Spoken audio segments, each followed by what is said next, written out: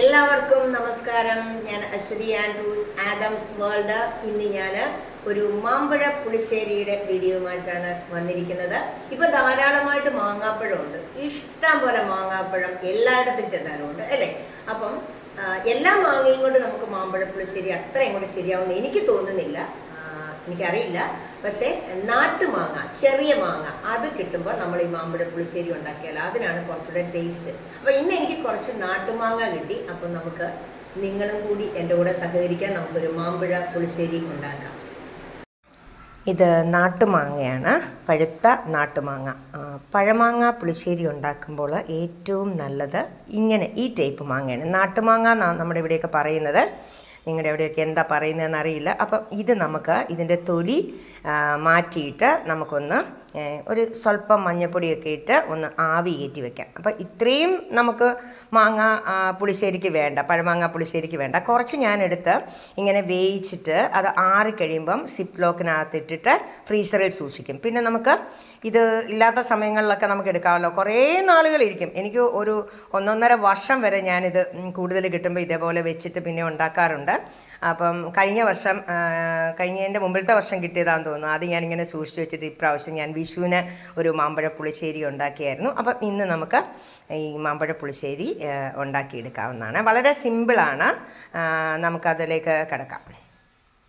അപ്പോൾ നമ്മുടെ പഴമാങ്ങയുടെ തൊലിയൊക്കെ കളഞ്ഞ് ഞാൻ ഒരു പാനിൽ കുറച്ച് മഞ്ഞൾപ്പൊടിയും കുറച്ച് വെള്ളവും ചേർത്തു.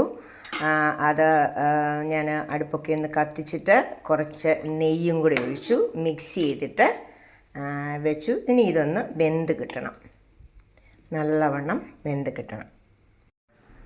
പിന്നീട് ഞാൻ ചെയ്തത് മിക്സിയിൽ ഒരു 2 ചെറിയ കപ്പ് തൈരെടുത്തു. പിന്നെ ചിലരൊക്കെ ഇതിനകത്ത് പച്ചമുളക് കീറിയിട്ടാണ് വേവിക്കുന്നത്.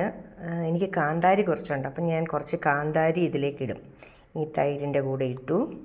പിന്നീട് കുറച്ച് ജീരകം ഇട്ടു, പിന്നീട് കുറച്ച് തേങ്ങ, ഒരു അരമുറി തേങ്ങയും കൂടെ ഇട്ടു.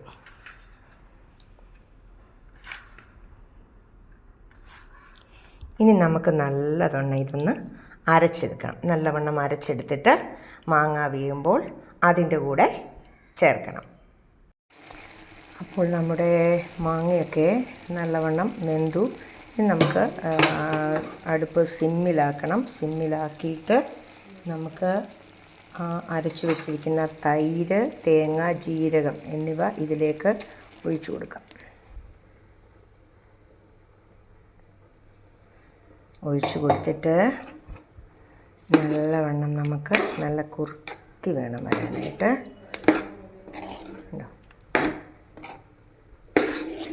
എന്നിട്ട് തിളക്കരുത്.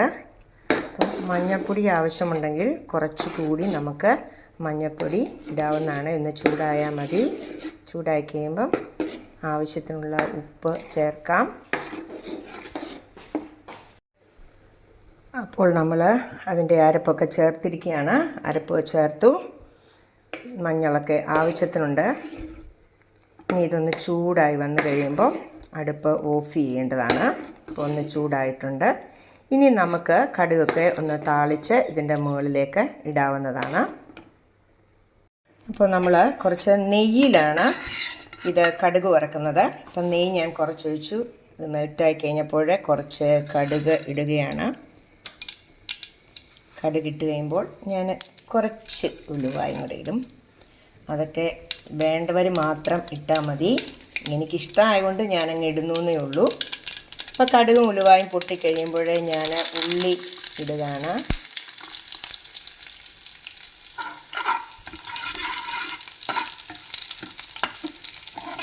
അപ്പം നെയ്ക്കകത്ത് കടുക് വറുക്കുമ്പോഴാണ് ഒരു പ്രത്യേക സ്വാദ് ഉണ്ടാകുന്നത്. അപ്പം ഉള്ളിയൊക്കെ മൂത്ത് കഴിയുമ്പോൾ നമുക്ക് കറിവേപ്പിലയും വറ്റൽ മുളകും കൂടി ഇടാവുന്നതാണ്.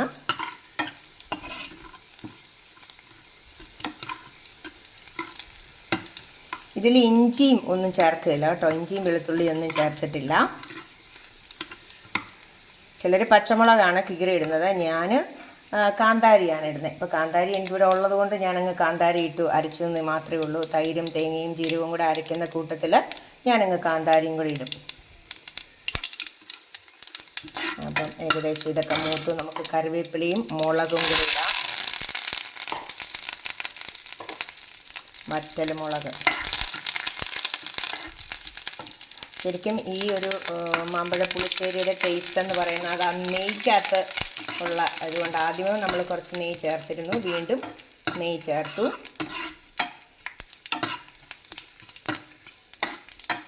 നല്ലവണ്ണം മൂക്കണം. ഞാൻ കുറച്ച് ഉപ്പിട്ടു. കുറുകിയതാണ്, നല്ലവണ്ണം കുറുകിയിരിക്കുന്നത്. ഉപ്പിട്ടു.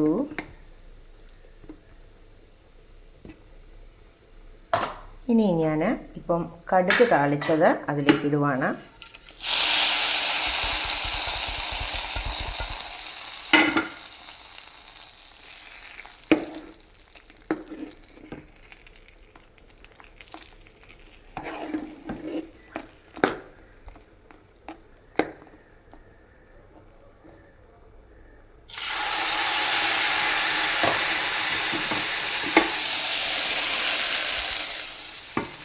അപ്പോൾ നമ്മുടെ മാമ്പഴ പുളിശ്ശേരി റെഡി ആയിരിക്കുകയാണ്.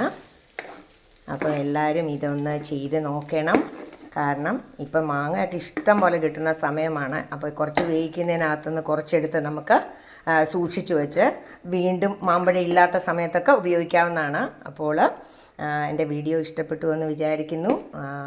ആദ്യമായിട്ട് വീഡിയോ കാണുന്നവർ എൻ്റെ ചാനലൊന്ന് സബ്സ്ക്രൈബ് ചെയ്യണം. അതുപോലെ തന്നെ വീഡിയോസ് ലൈക്ക് ചെയ്യണം, ഷെയർ ചെയ്യണം. എല്ലാവർക്കും നന്ദി.